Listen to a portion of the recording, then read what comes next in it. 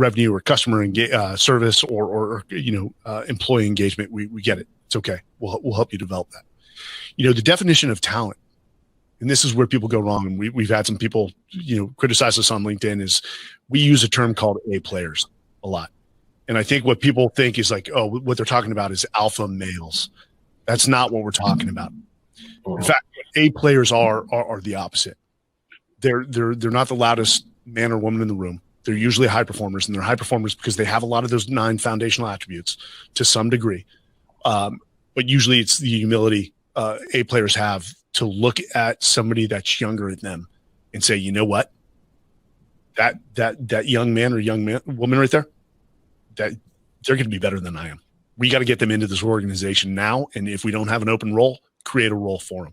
And that's basically what Special Operations does, is we look for our very best from the community who've done the job, know what a successful SEAL or Green Beret or MARSOC Raider looks like, and then we put them into assessment and selection to be the instructor cadre.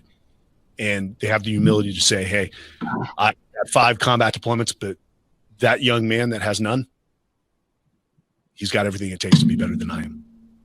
And the point is that you're continually hiring better people into the organization, and that requires somebody to do the hardest thing for any human to do: check their ego.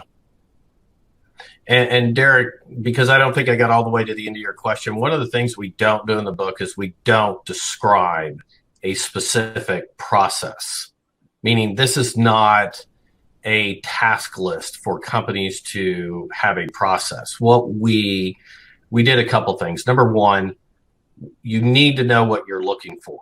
And then we talk about the attributes that are predictive.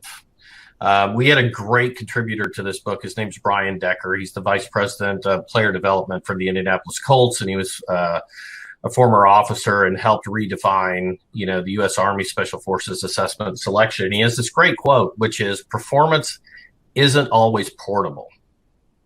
So it's critical. You want to look at performance, but we talk about defining the success profiles, what predictive attributes you should be looking for, or what you might be looking for in individual roles. And then we talk about who should be interviewing your A players, that A players select A players. I know we're going to talk about that you should have a multivariate, meaning there should be multiple steps in this. It's just not an interview. It's not a resume screening.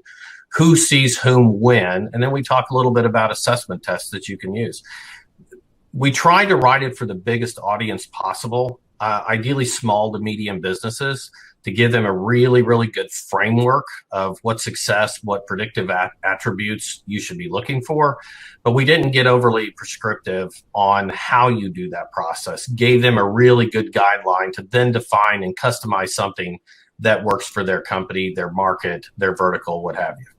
Had we done that, had we come up with this checklist or some sort of subscriptive approach, we would have done a disservice to companies. It is